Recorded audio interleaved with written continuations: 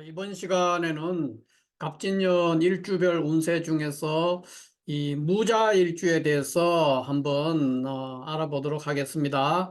자, 이 무자 일주는 무토가 양토에 해당이 됩니다. 그래서 큰 산의 물상이죠.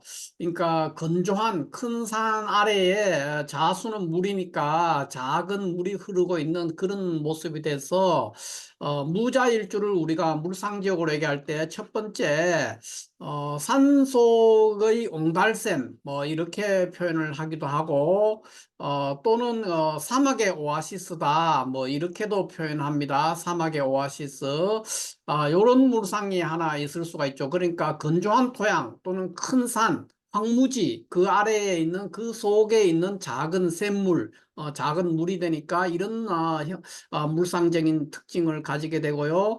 두 번째는 이제 자수는 우리가 월로 따지면은 12월이죠. 그러니까 굉장히 추울 때예요. 그러니까 한겨울에 해당되는 산이니까 겨울산에 물상을 갖는다 이렇게 볼 수가 있고요. 세 번째 이 무자일주는 또 이 무토가 큰 산이고 자수는 동물로서 쥐에 해당이 됩니다. 쥐. 그러니까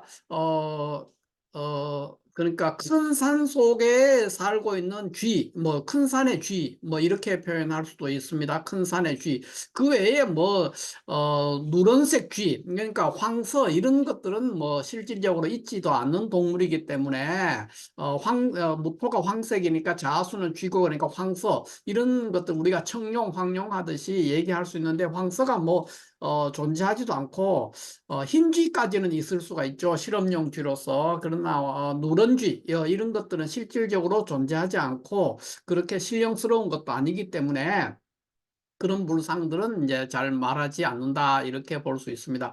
그래서 먼저 이 산속의 옹달샘이라든가 사막의 오아시스의 물상으로서 이 무자일주는 이 무토 이 이제 무토 아래에 있는 자수 이 작은 물이 이 물이 있음으로 인해서 무토의 가치 그러니까 황무지가 완전한 아무 쓸모도 없는 그런 황무지가 아니라 굉장히 쓸모가 있는 어떤 산 또는 쓸모가 있는 사막, 유용한 어떤 그 사막이나 큰 산의 가치를 매우 높이는 그런 성향이 있어서 무자일주는 일반적으로 제복이 있다 이렇게 얘기를 합니다.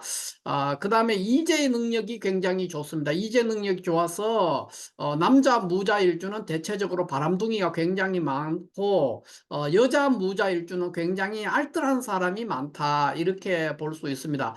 그러나 이 무자는 자수가 정제이기도 하고 작은 물, 큰 산, 황무지 속에 있는 사막에 있는 작은 물이니까 이 자체로서 거부가 되기는 굉장히 어렵다. 이렇게 볼 수가 있죠. 그래서 전반적으로 가정도 굉장히 화평한 편이고 다 좋지만은 알뜰하고 작은 것을 잘 갖고 나가는 그런 형상을 보여서 여자 무자일주는 굉장히 알뜰하고 정갈하고 그런 모습을 보이고 남자도 무자일주는 이제 능력은 굉장히 좋은데 다만 단점으로서 다소 바람둥이 기질이 있다 이렇게 볼 수가 있습니다. 두 번째 물상으로서 겨울산의 물상을 이야기할 수 있는데 겨울산의 물상이 되기 때문에 이 사람은 이제 화기운을 굉장히 반긴다는 거예요. 불기운, 불의 기운을 반기는 그런 현상이 불이라는 거는 이제 천간으로는 병정, 지지로는 사나 오 이런 것들이 되는데 이런 기운을 굉장히 환영하고 반기고 기다리는 그런 형상이 돼서 무자일주는 대체적으로 모정을 그리워하고 항상 그 어머니와 함께 뭔가를 도모하는 어머니에게 의지하는 바가 굉장히 큰 그런 현상도 있고 또 인성이 병정이나 사오는 인성이니까 학문이나 문서에 해당이 됩니다. 그래서 그 학문에 대한 갈증 이런 것들이 굉장히 많은 사람이다. 그러니까 무자일주는 모친과 유정하고 동시에 학문에 대한 어떤 갈증을 많이 가지고 있어서 항상 배우려고 하는 그런 노력을 보인다.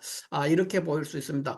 전반적으로 무토라는 큰 산, 황무지, 거칠고 큰 산에다가 작은 샘물이 있는 거라서 겉으로 보기에는 굉장히 굳세고 당차게 보이지만은 내면은 여리고 이 박력이라든가 추진력 이런 것들은 굉장히 취약하다 이렇게 볼 수가 있겠습니다.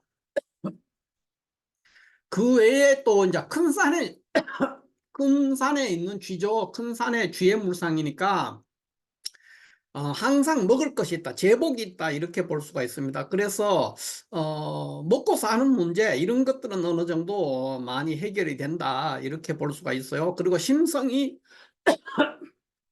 굉장히 착하고 여유가 있는 사람이다 이렇게 볼 수 있고, 또 꼼꼼침이라고 다정다감하고, 그러면서도 한편으로는 굉장히 귀가 얇아서 사람들한테 잘 속임을 당한다든가 이러한 경향이 있습니다. 대부분 여자는 팔방미인이죠. 팔방미인이어서 뭐 춤도 잘 추고 노래도 잘하고 다재다능한 그런 현모양처의 물상을 보입니다. 팔방미인의 현모양처 물상이 될 수가 있고, 그렇지만 무자일주의 여자라면은 대체적으로 결혼도 굉장히 늦게 되고, 또 육친으로 인한 어떤 근심이나 걱정이 많이 있을 수 있습니다. 왜 그러냐면은 무자일주는 이 비견이 이제 우리가 삼합으로 따졌을 때 비견이 이제 무토인데, 무토가 인오술에서 삼합을 하거든요. 인오술에서 삼합을 하니까 이 자수가 일단 태지에 놓이게 돼요. 비견이 태지에 놓이게 되고, 그 다음에 관성, 관성 간목은 해묘미에서 삼합을 하니까 이 자수에서 욕지에 놓이게 됩니다. 그래서 관성이 욕지에 놓인다. 그 다음에 식상은 뭐냐? 자식에 해당되는, 여자라면은 이제 여기서 자식에 해당되는 경금이 되겠죠. 경금은 자수에서 사지에 놓이게 됩니다. 사지. 이런 것들로 인해서 이제 육친으로 인한 아픔과 슬픔 이런 것들을 간직하고 살아가기 쉽고, 특히 여자 무자일주는 무토에다가 이 자수가 굉장히 소중한 거기 때문에 자수의 문제를 해결하려는 것도 있고, 또 그 일지 자체가 태지에 놓이고 이런 여러 가지 문제들로 인해서 결혼이 굉장히 늦어질 수가 있다 이렇게 볼 수가 있습니다. 전반적으로 기획하거나 준비한 일들은 잘 하는데 추진력이라든가 방력이라든가 이런 거는 굉장히 작고 이해 타산에 굉장히 민감하게 반응하는 그런 현상도 보인다 이렇게 볼 수가 있습니다. 그러니까 무자일주를 한마디로 요약하면은 의식주 문제에 있어서는 문제가 없는데 어 육친들로 인한 어떤 슬픔이라든가 아픔이 있다 이렇게 뭐 대체적으로 요약하면은 그렇게 볼 수가 있겠습니다. 그렇다면은 이제 이 무자일주가 그 갑진년을 맞이했을 때 어떤 현상을 보일 것이냐 하는 것을 살펴볼 필요가 있는데, 이때 이제 갑목은 이 편관이 되죠. 편관이 되고 진토는 비견이 됩니다. 그래서 이 갑목 편관이 진토 이 비견을 달고 와서 자수하고 이게 자진합을 하는 그런 현상을 보입니다. 그래서 자진합을 해서 재성으로 바뀌죠.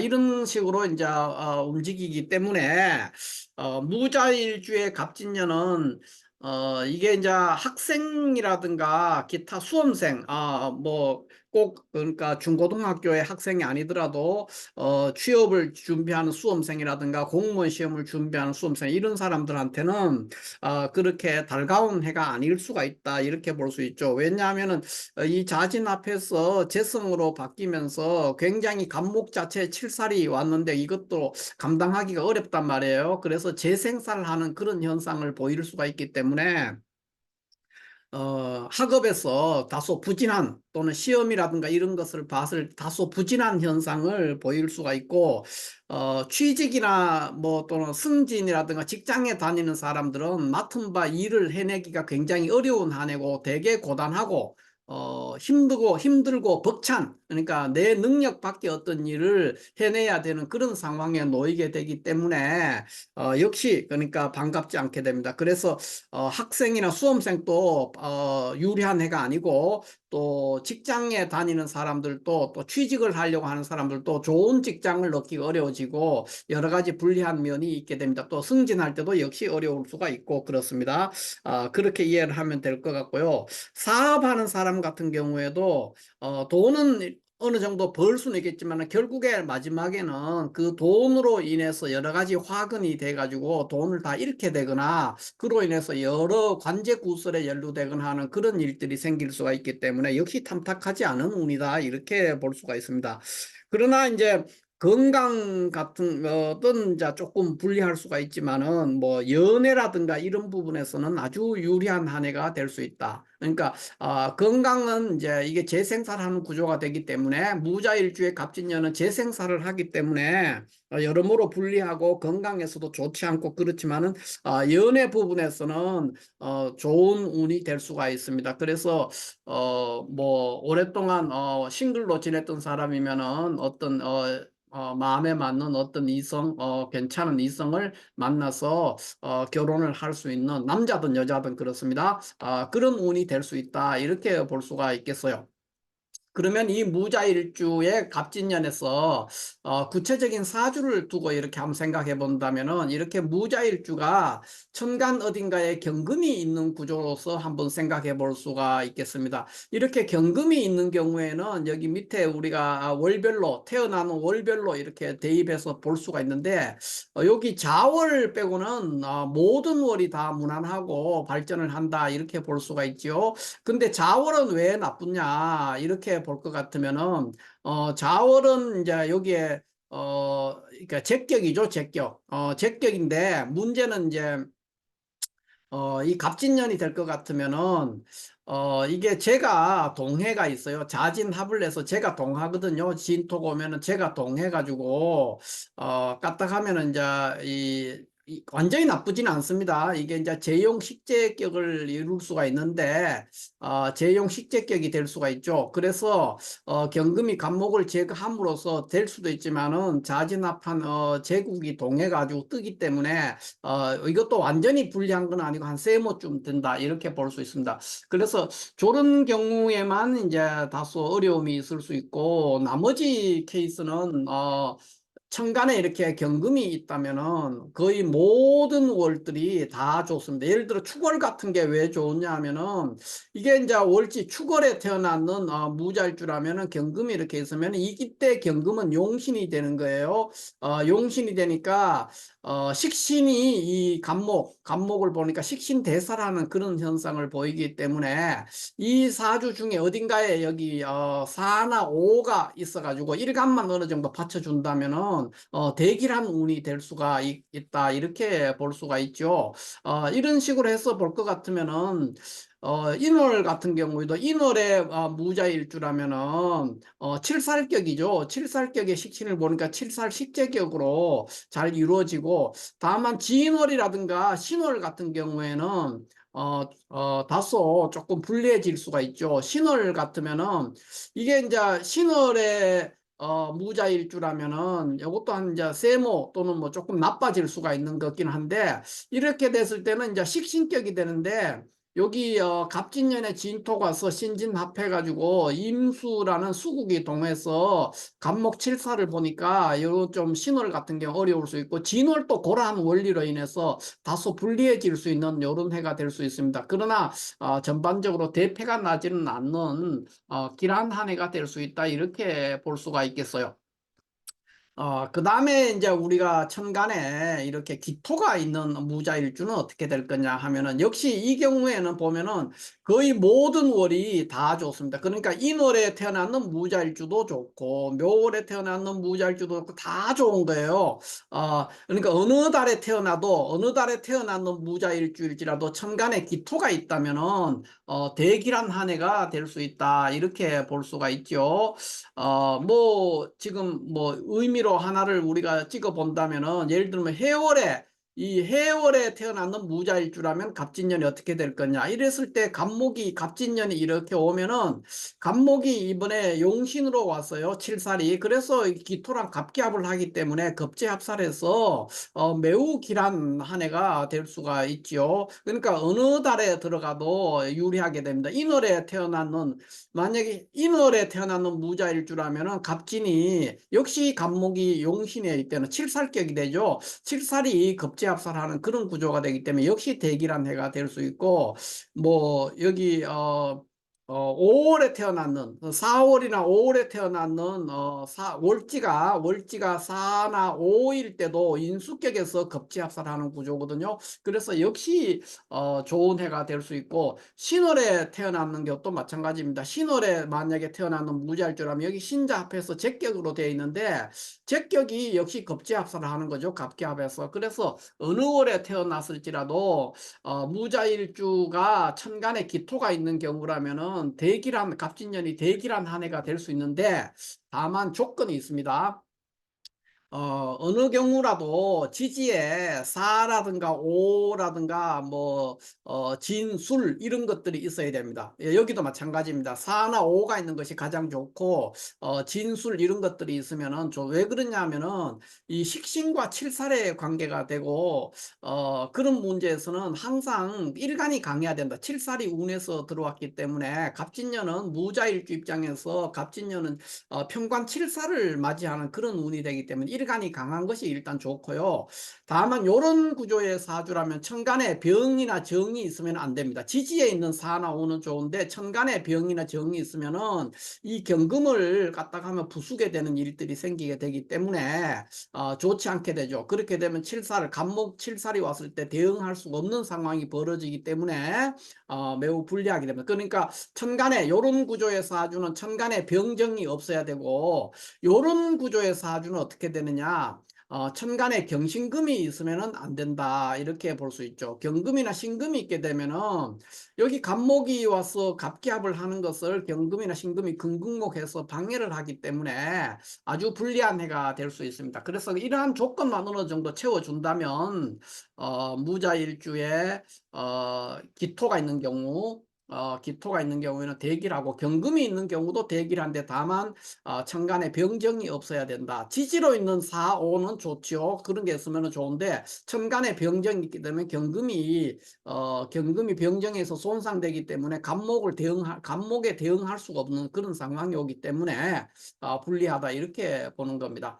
요 경우에는 천간에 경신금이 없어야 된다. 일단 기본적으로. 물론 지지에 4나 5는 있는 것이 좋습니다. 일간이 강한 것이 좋고요. 경금이나 신금이 있으면 여기 갑목이 왔을 때 갑기합하는 것을 경금이나 신금이 극해서 방해하는 결과로 불리한 결과에 도달할 수가 있기 때문에, 역시 좋지 않은 한 해가 될 수 있다, 이렇게 볼 수 있습니다. 그렇지 않다면은 어느 경우나 이런 경우나 다 대기란 한 해가 될 수 있다, 이렇게 볼 수가 있겠습니다. 자, 이렇게 해서 오늘은 무자일주의 갑진년 운세에 대해서 간략하게 한번 알아봤습니다. 감사합니다.